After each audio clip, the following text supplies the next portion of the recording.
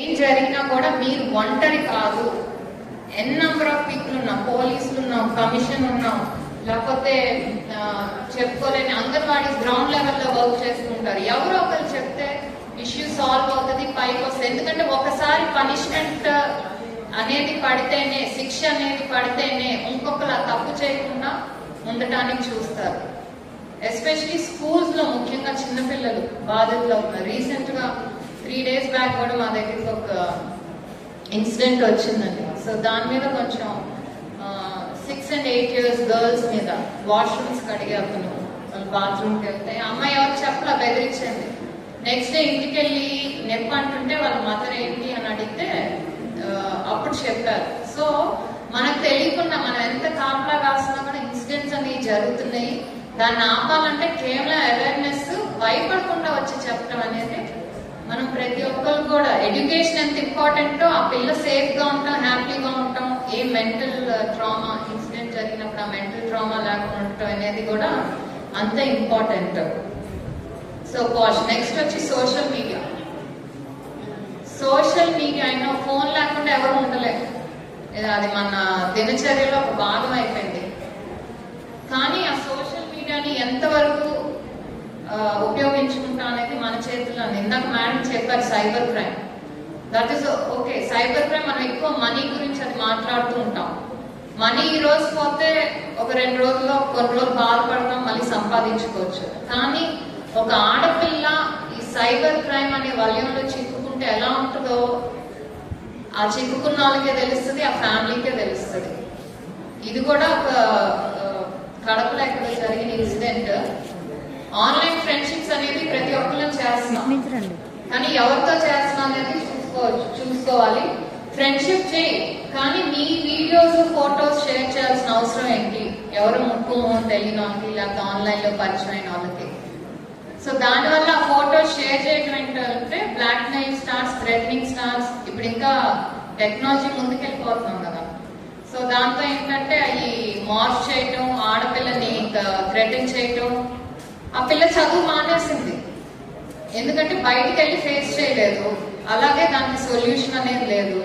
So అమ్మాయి ఉన్న ఒకే ఒక దారి ఏంటి, షీ ట్రైడ్ సూసైడ్. 2-3 సార్లు అటెంప్ట్ చేస్తుంది, కానీ కనపడిన ఒకే దారి ఇంట్లో దాక్కొని కూర్చోవటం, ఎందుకంటే she can't face anyone.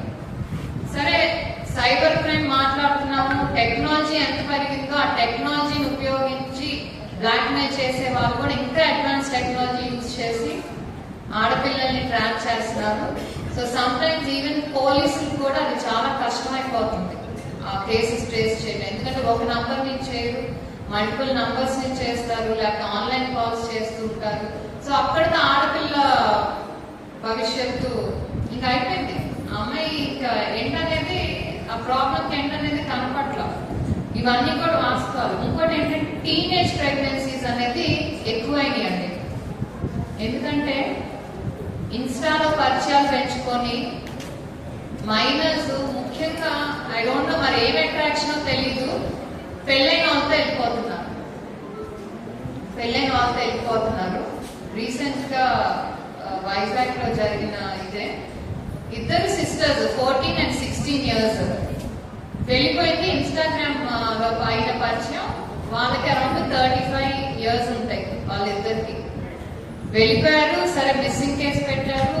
Okay, సంభవం వాళ్ళని తీసుకొచ్చారు. ఒక అమ్మాయి ప్రెగ్నెంట్. అంటే ఆ వయసు ఏంటంటే చాలా జాగ్రత్తగా కాపాడుకోవాల్సిన వయసు. ఎందుకంటే టీన్స్ లో అనేది ఇంట్లో మంచి చెప్తే ఎవరికి నచ్చదు, పేరెంట్స్ శత్రువులు అయిపోతారు.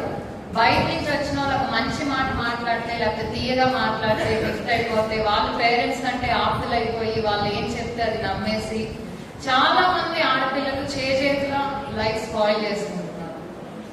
ఇంకో incident, 16 years girl with 42-year-old boy అంటే ఈజ్ అ మ్యాన్.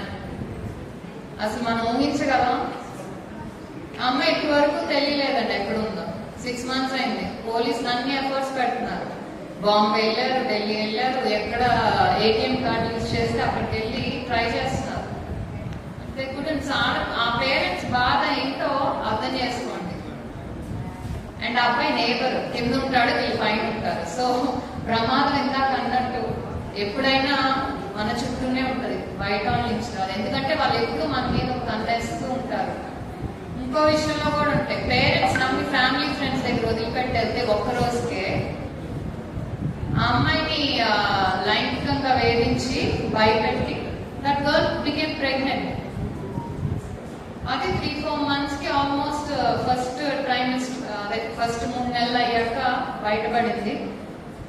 ఆ అమ్మాయి ఏమో ప్రెగ్నెన్సీ వద్దంట, ముందు భయంతో చెప్పరు, తీరా అది ఎప్పుడైతే విజిబుల్ అవుతుందో అప్పుడు వచ్చి సో మళ్ళీ దాన్ని జడ్జ్ దగ్గరికి తీసుకెళ్ళి పర్మిషన్ తీసుకొని మళ్ళీ అమ్మాయికి ప్రెగ్నెన్సీ. సో ఇలాంటి ఇష్యూస్ ఎన్నో జరుగుతున్నాయండి. నిజంగా ఒక పక్క ఆడవాళ్ళు ఎక్కువ సంఖ్యలో బయటకు వస్తున్నా కానీ ఇలాంటివి ఇంకా ఎక్కువ జరుగుతూనే ఉన్నాయి.